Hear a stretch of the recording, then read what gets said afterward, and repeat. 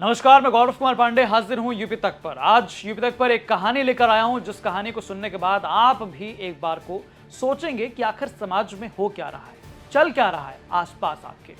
दरअसल ये कहानी है गोंडा के एक अभिषेक श्रीवास्तव की। अभिषेक श्रीवास्तव जो कि एक बहुत शिक्षित व्यक्ति था, बाकायदा उसने बीटेक किया। बीटेक करने के बाद उसने एमबीए किया और अपनी छोटी बहन के साथ गोंडा में रह रहा था।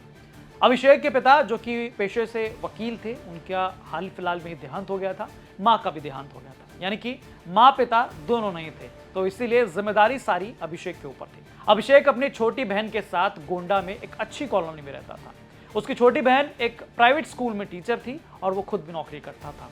इसी दौरान उसके घर के ठीक सामने वाले कमरे में एक दंपत्ति रहते थे, यानी एक कपल, जिसमें से जो हस्बैंड थे वो बैंकर थे और जो उनकी वाइफ थी वो हाउस वाइफ थी, यानी कि घर पर रहती थी। होता यह है कि जब बैंकर हस्बैंड अपने काम के लिए सुबह सुबह निकल जाते थे और दूसरी तरफ यहाँ अभिषेक की छोटी बहन प्राइवेट स्कूल चली जाती थी पढ़ाने के लिए, तो बचते थे यहाँ पर अभिषेक श्रीवास्तव और उनकी पत्नी। धीरे धीरे वो दोनों एक दूसरे के करीब आ गए। धीरे धीरे रिश्ता बढ़ने लगा और एक दूसरे को लोग और करीब से जानने लगे। रिश्ता बनता गया, पनपता गया। लेकिन इस दौरान बवाल तब मच जाता है जब उनके पति यानी कि जो बैंकर हस्बैंड होते हैं, उनको मालूम चल जाता है इस अवैध संबंध के बारे में। वो काफी ज्यादा नाराज हो जाते हैं, अपनी बीवी पर गुस्सा करते हैं। उसके बाद बीवी को लेकर थाने पहुंच जाते हैं और शिकायत करवा देते हैं सीधे अभिषेक श्रीवास्तव के ऊपर कि अभिषेक श्रीवास्तव ने जोर जबरदस्ती करके उसे जो है प्रेम जाल में फंसा है, उनकी पत्नी को फंसा है और प्रेम जाल में फंसाकर नाजायज संबंध बनाए हैं। इसके बाद पुलिस एक्शन में आती है। बाकायदा पुलिस ने मुकदमा दर्ज होने के बाद कार्रवाई करते हुए अभिषेक श्रीवास्तव को गिरफ्तार कर लिया जाता है।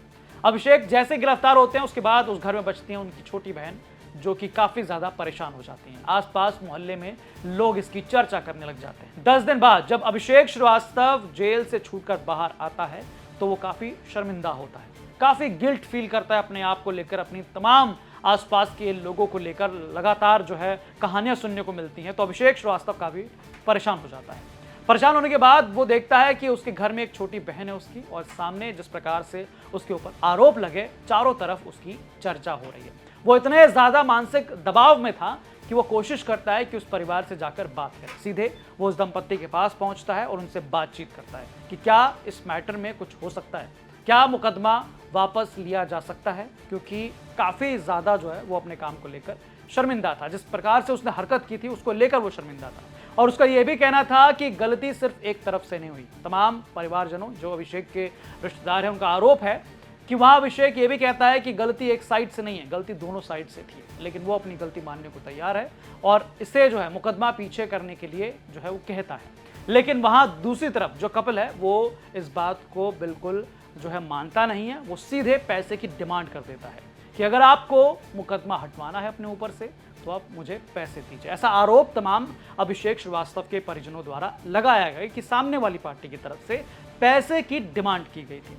अब अभिषेक उन पैसों को दे पाने में असमर्थ था, वो नहीं कर पा रहा था इंतजाम, इसीलिए काफी ज्यादा मानसिक दबाव में था। वो समझ नहीं पा रहा था आखिरकार इस जंजाल से बाहर कैसे निकले, कैसे जो है अपने तमाम जो आरोप उसके ऊपर लग रहे थे, उसकी इज्जत पर जो तमाम दाग लग रहे थे, उन्हें कैसे साफ किया जाए। तो अभिषेक मानसिक दबाव में आकर सबसे पहले वो जाता है दुकान पर और वहां प्रिंटआउट्स निकालता है तमाम चैट्स के, जो उस बैंकर हस्बैंड की पत्नी के साथ जो उसके संबंध थे, उसकी तस्वीरें थी, जो निजी तस्वीरें थी, वो तमाम तस्वीरें निकालता है और बाकायदा अपने घर में अपने रूम में वापस आता है और हर दीवार पर वो पूरे प्रिंटआउट्स जो है वो चिपका देता है।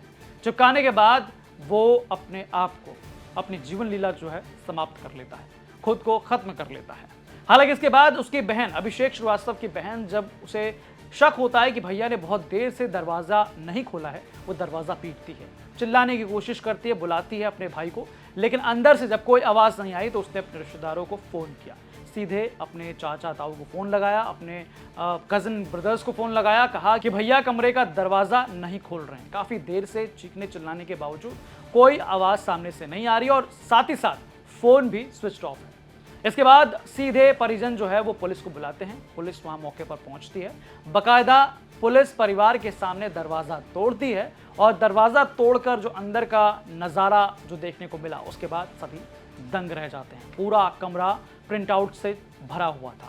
सारी दीवारों पर प्रिंटआउट्स चिपके हुए थे तस्वीरों के, चैट्स के, व्हाट्सएप चैट्स, जो उसके और उस सामने घर के मकान के सामने जो कपल रहता था उनकी पत्नी के चैट्स थे। उन चैट्स को पढ़ने के बाद परिजन जो है बाकायदा उस कपल के खिलाफ मुकदमा दर्ज करवाते हैं, जिसके बाद पुलिस एक नई थ्योरी के साथ जो है काम शुरू करती है। पुलिस ने उस कपल को गिरफ्तार करते हुए मुकदमा दर्ज किया और बाकायदा गंभीर धाराओं में मुकदमा दर्ज करने के बाद अधिकारी ये कहते नजर आए। अवगत कराना है कि दिनांक 17 दिसंबर 2025 को थाना कोतवाल नगर पुलिस को सूचना प्राप्त हुई कि कोतवाल नगर क्षेत्र अंतर्गत गायत्रीपुरम निवासी अभिषेक श्रीवास्तव द्वारा फांसी लगाकर आत्महत्या कर ली। इस सूचना पर तत्काल स्थानीय पुलिस व उच्च अधिकारीगण मौके पर पहुंचे और घटना स्थल निरीक्षण किया गया। शव के पंचायतनामा की कार्रवाई कर पोस्टमार्टम करवाया गया। मौके पर फील्ड रेड टीम को बुलवाया जाकर साक्ष्य की कार्रवाई करवाई गई।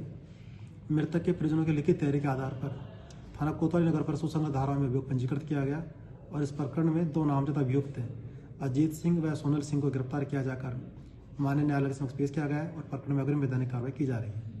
तो देखा आपने किस प्रकार से पहले प्रेम जाल में फंसाया गया, फंसाने के बाद मुकदमा दर्ज करवाया गया, मुकदमा दर्ज कराने के बाद जब बात ऐसी हुई कि दोनों तरफ से गलतियां थी, उसके बावजूद परिजन जो है वो मानने को तैयार नहीं थे, वो कपल मानने को तैयार नहीं था और फाइनली उसके ऊपर जो है दबाव इतना ज्यादा बढ़ा दिया कि उसने अपनी जीवन लीला समाप्त कर दी।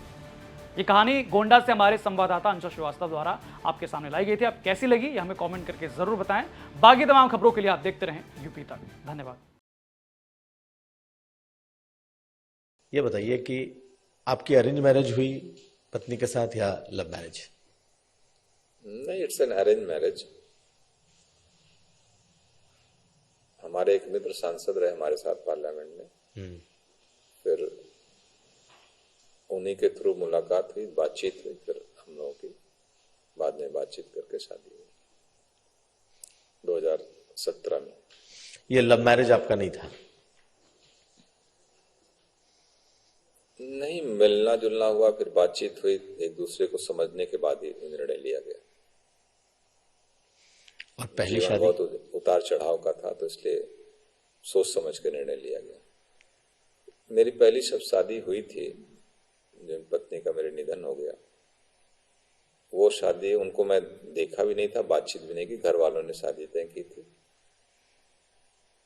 और अब दुर्भाग्य वो नहीं रहे इस दुनिया में, जाने दीजिए।